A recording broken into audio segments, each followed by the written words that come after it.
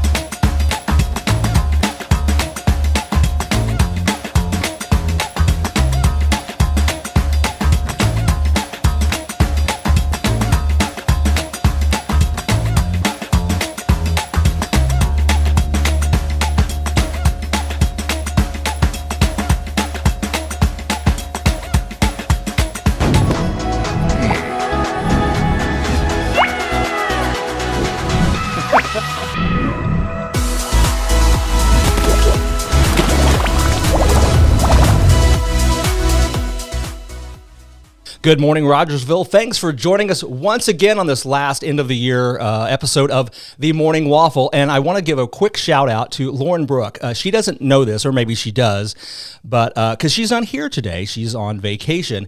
But she has done, I believe, if I'm right in my reckoning, every single show of the Morning Waffle the entire year of 2022. That's 51 episodes. This is 52, week 52. It's the end of the year.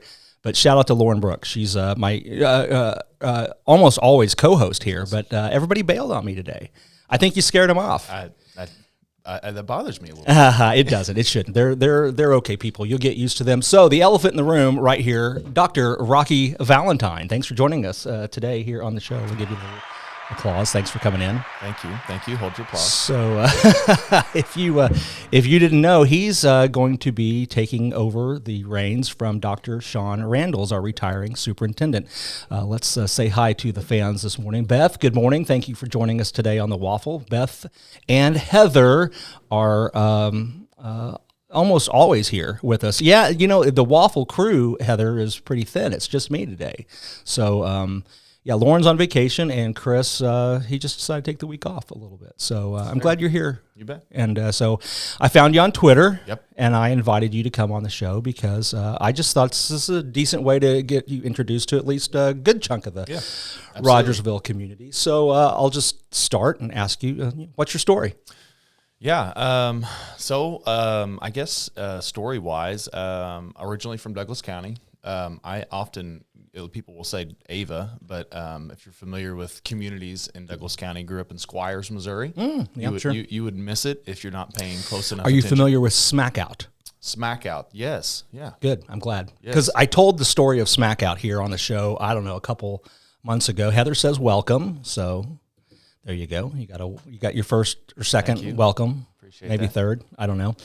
I told the story of Smack Out here and the legend of Abner's Head. Yeah. You familiar with that? I am not. I'm familiar with the community of Smack Out, though. Okay. And Lauren, and rightly so, assumed I made the whole thing up because that's just what people think about me on occasion. But the fact is, I did not. It's all true. So I'm glad you're familiar with that. So Squires. Yeah, Squires, Missouri. You would blink and miss it, but grew up on a beef farm there.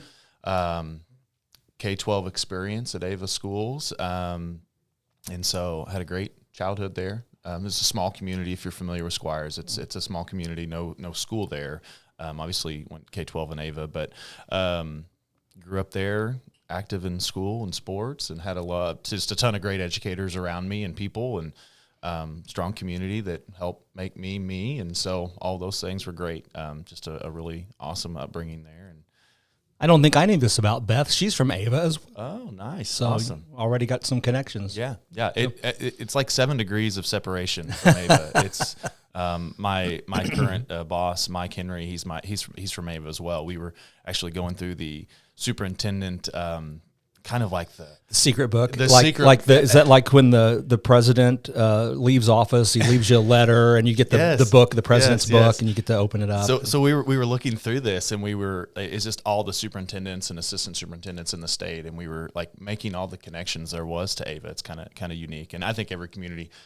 I felt the same thing when I was working at Sparta. It's like you just start realizing how really small our world is if you start making connections of people, relatives and friends and just different things. Oh, so. No kidding. I'm sure there will. If we dig in far enough, I'm sure there's probably something there. So, Ava Bears. Yep. Yeah. When did you graduate from Ava? So I'm a 2005 graduate. Oh my gosh. Yeah. I have. Yeah. My. Okay. Yeah. Yeah. You can do the math. Hang on.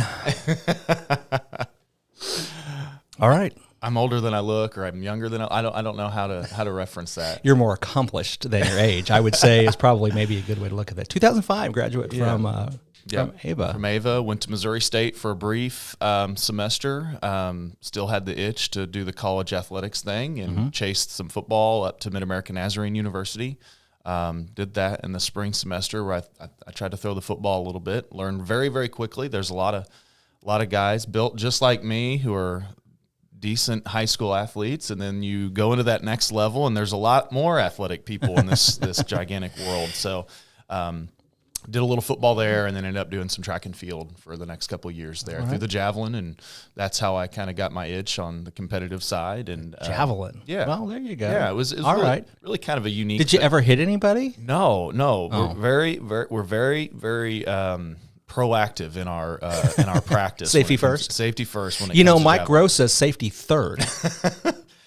Yeah, I guess you can do that if you're Mike Rowe, but it was kind of unique. Walked into that. Of course, Missouri has javelin now, but at the time, Missouri did not have javelin. Really? Due to safety, and so there's only a handful of states. Now let me go back. The state of Missouri didn't do javelin sports. Correct. At all. Correct. Like in high school. Yep. But now we do. Now we do. Yeah, that started probably, I think we're in the 5th or 6th year that Misha brought that back. And so didn't do that in high school, but stumbled into it. And so did that and stayed busy there, got a degree in history, just flat history, undergrad in history, which I have tons of trivial knowledge. Okay, so guess what my undergraduate degree is in? I with the attorney. And you didn't Google me enough, did you? I didn't Google. Is it history as well? No. Oh, okay. Strike one. Oh man, and so I'm, gosh, and with the attorney background, I'm trying to think. That's probably going to throw you off. Is that going to be a misnomer? I for wouldn't me? go with that. Okay, numbers. No. My numbers? sister has a master's in math. Okay, and that's not me. So maybe science related. No, my wife teaches science. Now you're sniffing down the right trail in reverse, but keep going. Okay. So it's not social sciences. It's not math. It's not science. Gosh, that's tough. I'm going to strike out on this. I have an English literature degree with a minor in public speaking. Okay, I could see that. So I had a professor in college who he spent a lot of time talking about the similarities between history and English, and if you go in literature, I should say, and you can go and look at different periods of history. And how it correlates with the literature that was. Well, they're written. incredibly related, and probably the study of one without the study of the other is half the story. Yeah, so I would 100% agree. I always tell people, so a lot of people who teach in middle school settings have 2 certifications, and I always said that if I had another certification, it would be in literature, English, something along those lines. Beth, I promise I'm not ignoring you. I'm just having such a good conversation here. Beth's husband said he thought Ava was the center of the universe. He's right. Well, he's not, because it's Rogersville. But I'll have to learn close. that. That's close. He's close. It's nearby. But all right. Well, then so the history degree from Missouri Nazarene. Mid-American. And where's that at? So it's in Olathe, Kansas. Okay. Beautiful town. You know why most of the trees in Missouri lean west? No, why? Because Kansas sucks. Hey, I was just on the fringe of Kansas, so it's okay. It's a neat area. Do you know Dr. Do you know Winnie Hill? She thinks she knows you. Anyway, she said, "Hey, Dr. Valentine." Probably do. She's on there. Okay. If that's Wendy that works at Marshfield, then yes, I do. Okay. I suspect that may very well She's be a ROG citizen, but works. Yeah, at yeah, I think I think you got it tracked down right there. We can pull our Facebook page. But all right, no more putting you on the spot like that. So history, Mid-America in Kansas. History, Mid-America. Knew I wanted to teach. Was getting the itch to just be around school settings, and so. But I knew I didn't want to do my student teaching in Kansas. I wanted to do it back here. So came back, graduated a semester early. Thank you, OTC, for letting me take some online classes and work a little bit quicker than I should have. And so got back to Missouri State. And so there's something we have in common. We both have been OTTC students. Yeah. Yep. I took probably. So Mid-America is one of those universities where if you 13 to 18 hours all cost the same. So I would just took some semesters where I took 18 hours and then I would take a few online courses periodically throughout. So trying to just get through as quickly as I could. I couldn't take my class online at OTC. Guess what I took at OTC? I'm having so much fun. I don't know. That's now an English course. No. Okay. Culinary 101. Culinary. Awesome. I took it with my middle son, Luke. Yeah. That's cool. Gotcha. Yeah, that's correct. You guys are getting a great superintendent when you got Wendy's vote there from Wendy Hill. I'm appreciative of Wendy. She's a sweet lady. Culinary 101. My second son, when he ended up going to OTC to try to go a little bit back into college, he took that and he didn't want to take it alone. So I'm like, all right, I'll take it with you. Yeah. I had a great time. So I'll make you some food sometime. Yeah. So masters. So I did my route a little bit backwards. So I got my teaching certificate from Missouri State, called a post-baccalaureate teaching certificate program. So I did that because I knew I wanted to go into leadership in some capacity. So I didn't want to get too far ahead. I need to get my certification first. Yeah. So I did that, did my student teaching at Rogersville, which was a fun experience. Did some coaching. Do you remember who you were paired with? Yes, I do. Who was it? I was with Mr. Steve Garrigan. Is that right? That is right. I tell Dr. McKenzie all the time, I appreciate her placement of me with Mr. Garrigan. It was a fun experience. He had my mother-in-law, my father-in-law, my wife, all my brother-in-laws and aunts and uncles. Yeah. And so fun experience. And so did that with him, taught some psych soc and different things like that. Yeah. Yeah, so obviously he was one of my teachers when I was at Rogersville. I had him for history, took him from that class. And the most amazing thing, and you may have run into this while you were with him, is it was probably 20 years later, and he told me what. Yep, he did. He told me where I sat in the room. Yeah, absolutely. He told me exactly where I sat in his classroom. Yeah, he sure did. Steve had a phenomenal ability to build relationships with just about every kiddo in his class and did a great job with that. So. And, you don't understand that, I think, when you're a kid. Correct. But as an adult, sometimes you look back and go, I get so much of what the teachers did back then. I thought, you're not paying attention to them. You're paying attention to you because that's your stage of life. You're not paying attention to what those teachers are doing.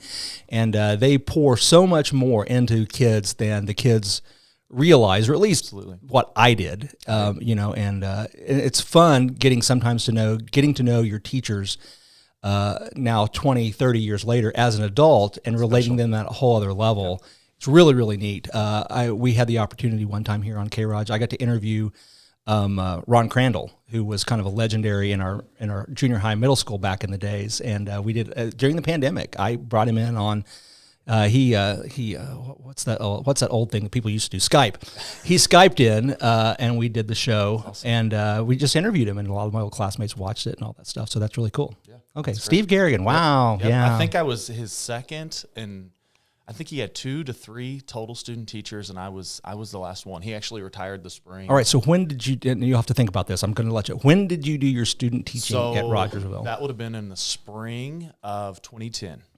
2010. Yep. Yeah. Well, that was Steve retired that spring, actually. Yep. Oh yeah, that was before any of my kids got there, because Peter would have been there in 2011, I guess, in the fall of 2011, my oldest.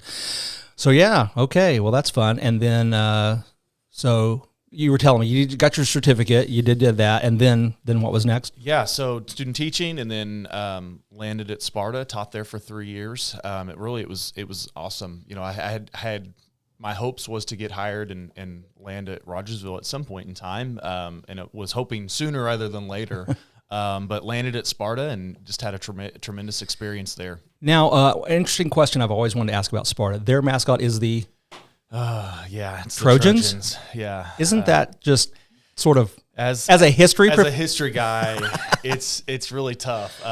It's tough I've been asked that. I know my former boss, Dr. Hyatt, superintendent before me. I think every person who is affiliated with Sparta gets hit with that question at some point probably. in time. The best research that I could tell from people who had shared with me that at some point in time in like the 30s or 20s or 30s, which was pretty common for how mascots mascots were picked, was they did a student poll of what they wanted to do, what are we going to be? Are we going to be the Wildcats or the Bears or however?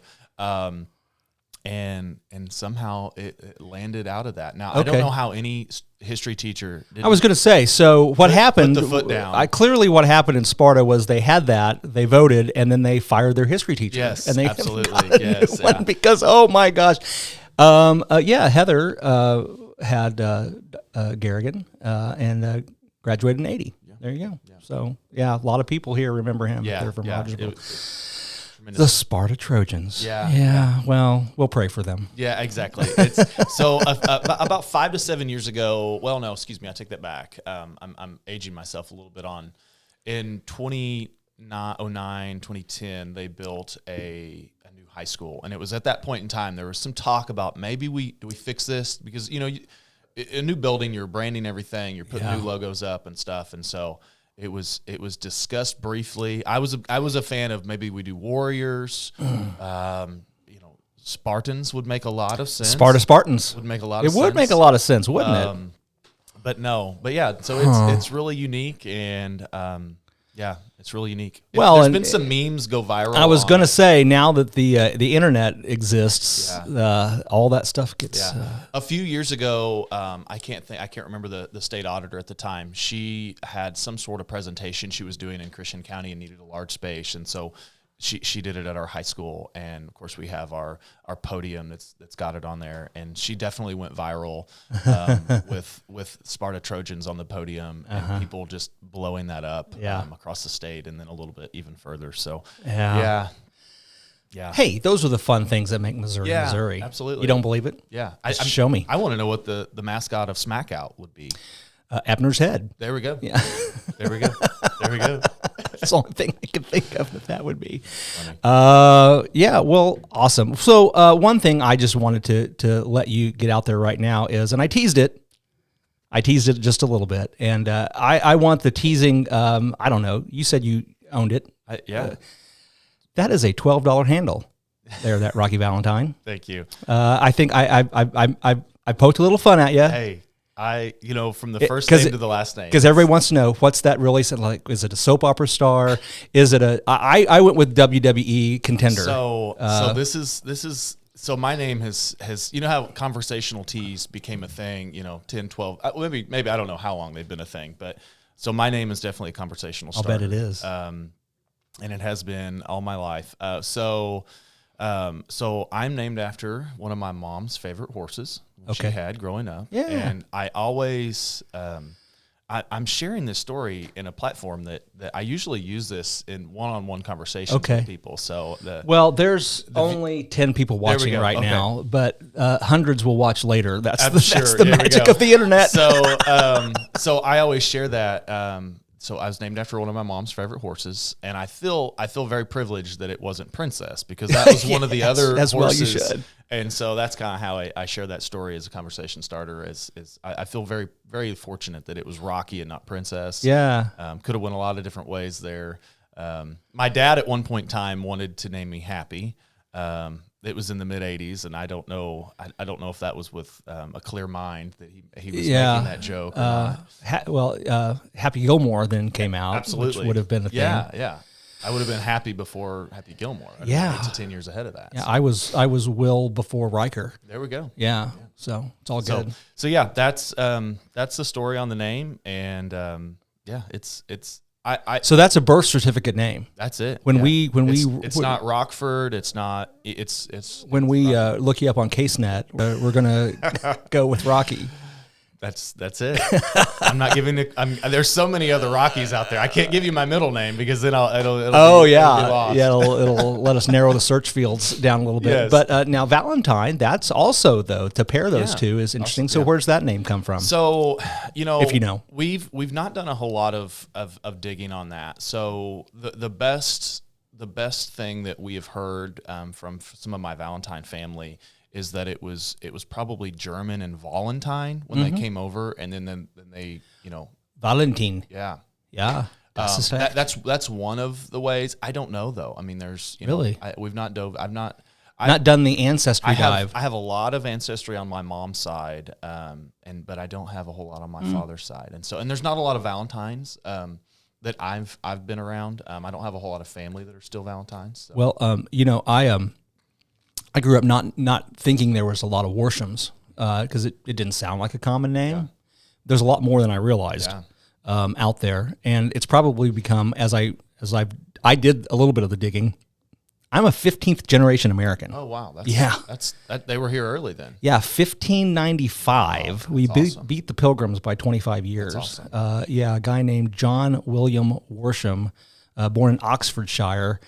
I have narrowed it to 1595, I'm pretty sure, because he had a son named John William Worsham Jr. that was born in England in 1694, and then my 14th, whatever it is, grandfather, George, was born in Virginia in 1596. Okay. So I'm guessing probably that intervening year Yeah. was a ship travel. time. Yeah, that's awesome. what happened there. So, but you never got back. You didn't do that. You didn't all the No, way we back haven't there? done it. Again, on my mom's side, her maiden name was Fry, and so we've been able to trace the Fry family back to I think early 1700s.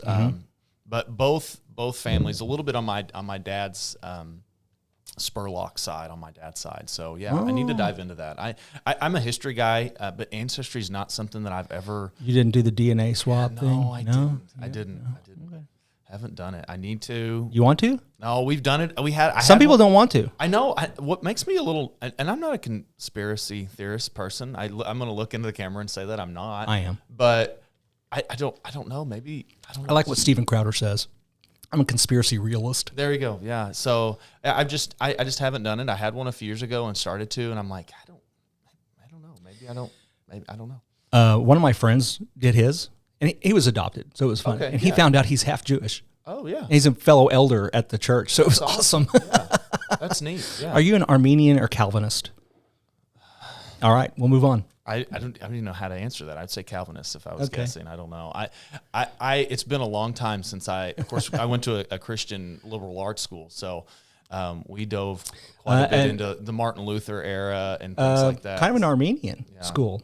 Nazarene? Yeah. Yeah. So, yeah. But And I landed there purely for athletics. It wasn't any denominational reason.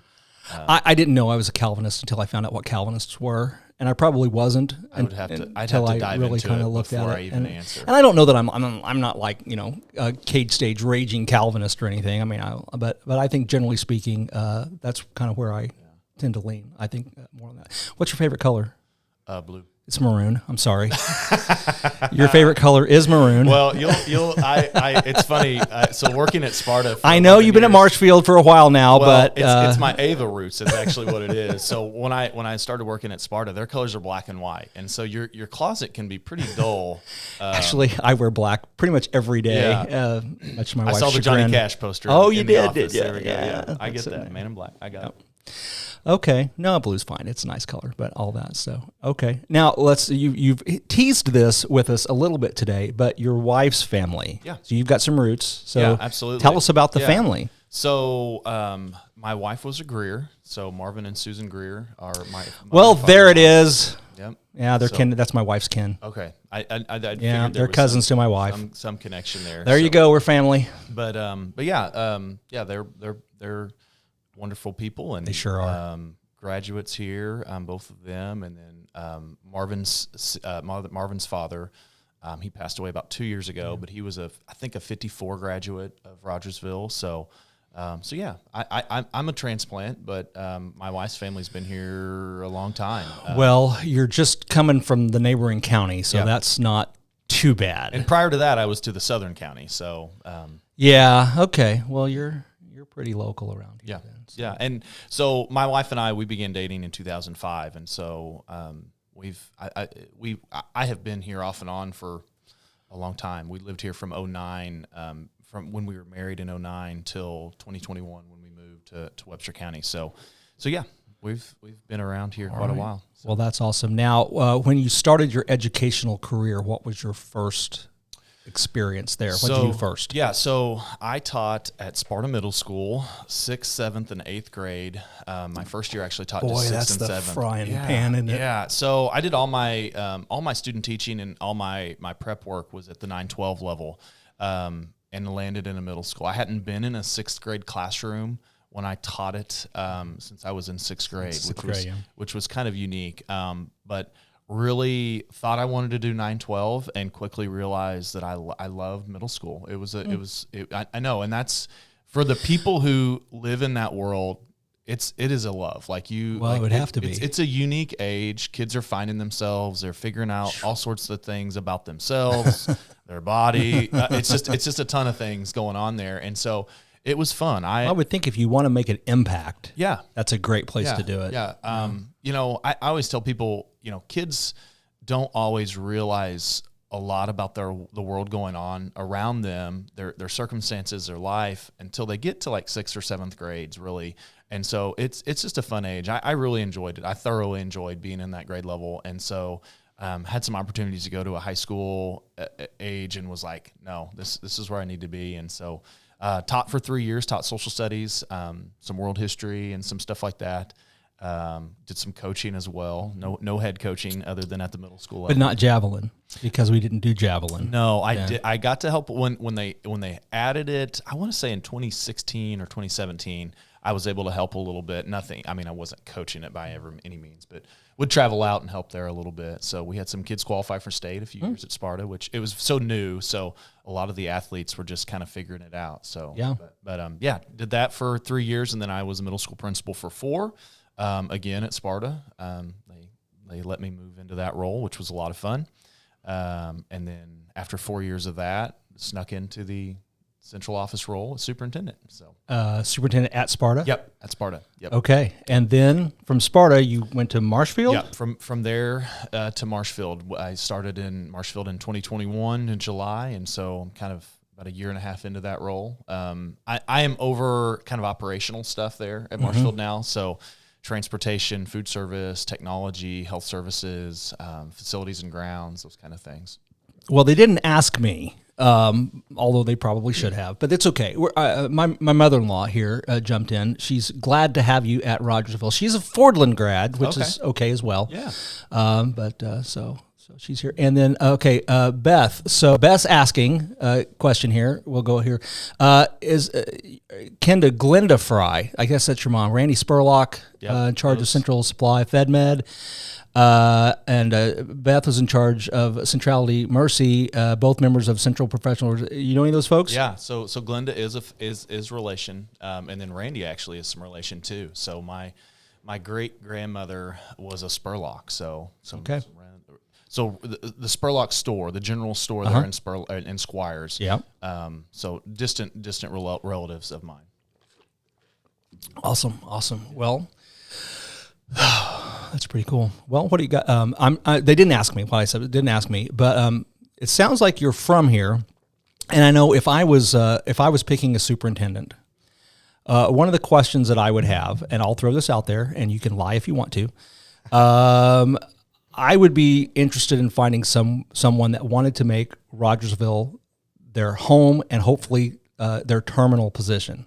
How do you feel about that? I agree, and that's something that I'm excited about, because that's what we hope. That's my hope. The unique thing about superintendency is, the average lifespan right now I think is about 3 years.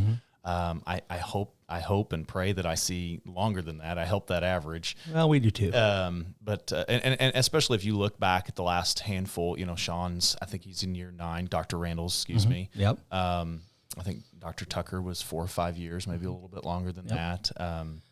Alan Markley was 5 to 6 years. And then Dr. Hyder, I don't know his tenure, but it was a good run. Now he was there when I was in high school, so we're getting back there. Yeah. And then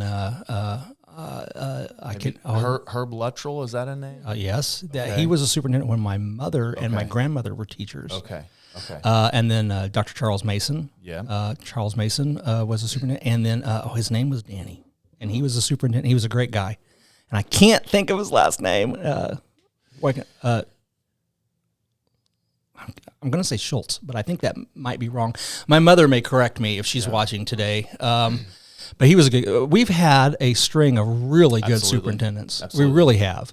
They've been great guys, and I'm sure you'll be one of them too. Well, I hope so. There's a lot of just so many great things going on just throughout the district that we're super excited about. So my kiddos got to go. 2 of my 3 got to go to preschool here while we were living in town, and then they started at, my oldest started at Sparta, and then my youngest started preschool here. So, we're excited to be here. Well, my roots. Erstwhile co-host Lauren will be happy to help you find a new home in Rogersville. So we're diving into that right now. My wife and I have kind of been studying how we're going to handle that. So it's so we made a whole family move when we moved to Marshfield, which was fine. We've loved every minute of that. It's a tremendous community, and just it's been great.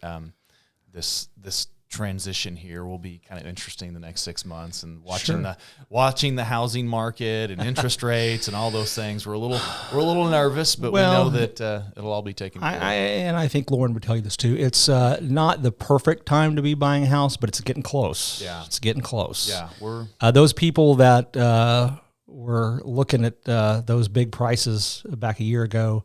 As sellers are now realizing that's not, they're not. Yeah, not there things anymore. are sitting a little longer. We've noticed.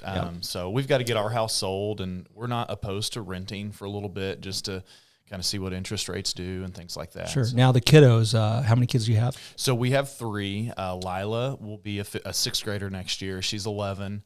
Lily is a 1st grader. And Lily's here. She's out in the hall, but she didn't want to be on the camera. She's hanging out over there and being quite quiet.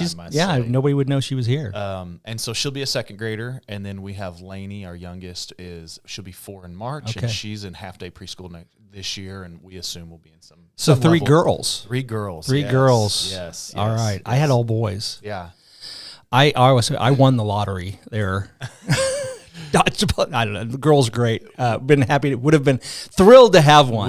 We've been blessed by girls, and we've had a couple foster placements that have been boys. But yeah, we love our girls. They're good. I'm not excited about wedding seasons. I'll bet you're not. In 15 to I don't know how many years that'll be. Well, there you go. Beth says Charles and Shirley, the Masons, they were both from Ava. Yeah, absolutely. Yeah. Golly. Late. So I know that fact. I think Charles was like a mid-50s graduate, and I will not share Miss Shirley's graduate year because I remember from going to church with them, she was very protective of that number. Ah, I see. Swimming teacher. Yes, absolutely, yeah. All right, you were telling me something, and I interrupted you. I think. Yeah, just our girls. They're excited they're excited to get back here. They have a lot of friends that we know just from living here. Of course, while I was working in Sparta, we were here in town, so I'm excited about that. Have you ever written a personal mission statement? Gosh, a personal mission statement? No, but I am. It is at the end of the year. I'm getting ready for my goals writing. Mm-hmm. I'm a big. When I was even in high school, I was blessed with a mom that was like visionary, like think about things, make goals, set, what do you want to do this coming year, and write those things down. So I've done that pretty consistently for probably about the last 8 to 10 years as a professional and personal and a lot of different things. I made a New Year's resolution many, many years ago that I've always kept. It's to not make New Year's resolutions. There you go.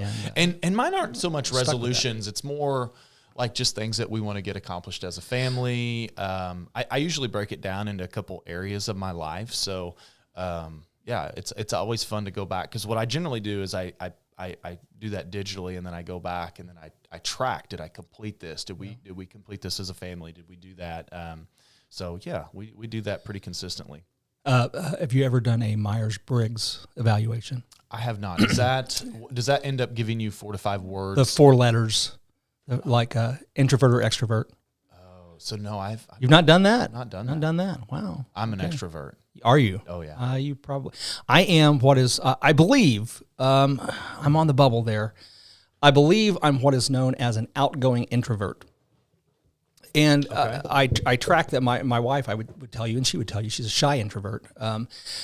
I actually, this weird thing about me, I enjoy public speaking. I do too. I love it. Yeah. Give me but I don't enjoy sitting across the table one-on-one deep conversations. Okay. That's work for me. Yeah. And I'm working on it because it's important. You're working right now. Well, yeah, With I've all got the an friends. audience. See, Yes. that makes me happy. Yeah. I can do that because Yeah. I have a very tiny audience. But there's 12, we're up to 12. So we've got some more people watching there now. All right. Well, that's interesting. So did that. So educational philosophy, what do you see kind of on the horizon in education? Gosh, that's a good question.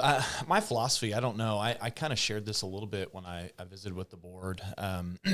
So if you ever get around somebody who's been in education for any period of time, it's one of those things that it kind of evolves, really, is how I would look at it. And for me, some of that's evolved a little bit into maybe some leadership skills and the way I look at education. But some of that comes from just evolving, and I was a teacher, and then I became a principal, and so it's kind of unique in that world of being able to be boots on the ground is how I would describe being a teacher, and then you go a little bit higher up above the view, or lower, depending on how you exactly. Yes. So to the principalship and then the superintendency. So it's kind of unique to be in a global level. I kind of talk about it 30,000 feet above the air, kind of looking at it. So, but yeah, no, I think, anytime you're looking at an educational setting, you're hopefully, producing K-12 students that are going to be successful adults, and that can look and be a ton of different ways. It's funny how the pendulum swings a little bit every so often, whether are we pushing college and career, or college or career or workforce. And so to me, it's just easier to think about it of well-rounded and well-adjusted and prepared for life and success. And I think grit and determination are some things that are pretty important that our kids understand. That I don't know if that's an educational philosophy. I could probably spend a 30 to 40 minute period of time talking about that. Well, we'll have you back. Don't worry, There we go. about that. So you were superintendent at Sparta until what year? So I started there in July of 2017 until June of 21. So 4 years there. Okay, so you got to navigate the pandemic as a superintendent. Yeah. How did that affect or change the way you looked at? Because it changed everypushed views on a lot of things. You talked about a little bit about how this was created, and so much. It was kind of it kind of pushed us to think a little bit more forward on a lot of things. It's funny you asked that. Actually, myself and my current assistant, Dr. Louder, and Mike Henry, my current boss and superintendent at Marshfield, we were actually talking. We do a lot of just talking about life and school and education and different things, leadership a lot. And so we kind of debriefed on this just last Friday or Thursday. We were in the office together, and it was quiet, no one was there, and we were kind of talking about, okay, what would we have done differently? Yeah. And so we kind of went through some different things there. Whether it's decisions we made or anything like that. And honestly, there's, we can all, hindsight now, 2020, we know exactly what 2020 of 2020, right? Pun not intended there. But there were so many things that, I don't know, it was a unique period of time. I describe it of, we were trying to make the best decisions with the best information we had. And sometimes we hit the mark and sometimes we didn't. And I would say that about the people that were giving us the information and how we were trying to figure that all out. I don't, there's a handful of things that I wish we could have done differently, but like, I think about the closure. Yep. If there would have been one school, and at one point in time, DESE and the state said, no, you're not going to go. So, Decision was made for you. Yeah, it was made for us. And so, and then there was just so many unknowns with, I look at it from specifically, COVID, when it first kicked off. I have a health, I'm very healthy and well adjusted, but my daughter and I both have, had transplants. So,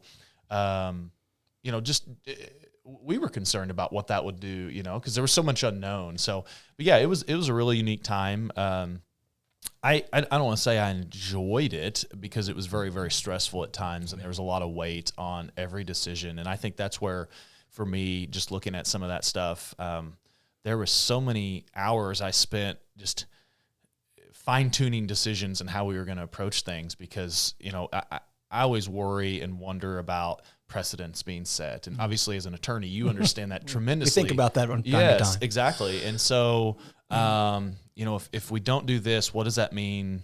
What does that mean for the next 6 months of how we address, online learning or all these different things? And so it was a unique time. It was stressful, I would say, but I don't know that there's any part of it that I was just like, oh my gosh, I hate going to work. It's fun what we get to do every day and work with kids and students and adults and community. Well, it's great that you've had the experience of leading a district through that. Yeah, it was crisis management at some point. And then we got back into the fall of 2020, and it was unique. It was a unique time, but it was. Well, that's a valuable opportunity to be able to take that time that you said that you and the other leaders at Marshfield did to look back. Yeah. Anytime you can look back and go, what do we learn from that? If failure to do that is a wasted opportunity. Well, I think of so many things like this right here that we're doing was born out of that. And I think a lot of times now when I think about sometimes when we have meetings that are going to be scheduled with our insurance or different things like that, and they're fixing to drive from Springfield to Marshfield or to Rogersville for a 15-minute meeting, and they're driving an hour, one way. And hey, let's Zoom it. Let's Zoom. And so some of those things are just very, very practical. Yeah. Boy, I wish the courts had been a little more adoptive of making that, keep that happening. Oh no, you're fine. I need to put that away. It's buzzing at me. It's fine. I know how all it is. The fans watching. That's what it is. Yeah, I'll I don't know if my mom. We're back to 10. We're back down to 10. It's okay. We lost a couple. Explained it to my mom this morning where I was headed, and I don't know if she's figured it out or not. Yeah. Sometimes people go, well, what channel is that on? I'm like, well, it doesn't quite work like that. Well, Beth's got good things to say. Wishing you all the best in Rogersville. And we do wish you the best here. And we're glad you're here. And we have, once again, waffled on for 45 minutes. I told you it'd go fast. Yeah, here we are. Yeah. Didn't it go fast? Yeah. Well, before we sign off, any parting thoughts for the folks that you just kind of want to get out there? Just really excited to opportunity to serve and lead here. You'd ask educational philosophy, but I would say my leadership style is just wanting to dive in and work alongside everybody. There's again, it's a cliche to say it, but there's just so many great things happening, and excited to be a part of it. And it's fun. As my wife and I were driving around Christmas, and we came through the district, and just saw some of the construction happening. It's like, hey, it's just so excited to be a part of that, and be a part of a district that's. And I've been blessed by two great districts in Marshfield and Sparta to learn and grow in. But just to be home for my wife and kiddos, and for me as well, we're excited. We're looking forward to it. Well, we're excited to have you too. Thank you. Thanks for coming in this morning. And Dr. Reynolds, he made it a fairly regular habit. He'd come on here, and we'd love to have you as a regular guest on here as well. And he took the opportunity. We use K-ROG when we need to get some information out. We do that, and we're here to serve. We're here to be a service to the community. So anything we can do for you, you let us know. Thank you very much. Thanks for watching again. And there's Kathy Fry Valentine right there saying hi. Hello, Mom. Good to have. It's always good to have the moms on there, isn't it? Okay. Thanks for watching, everybody. We'll be back next year with more Morning Waffle. Thanks for joining us.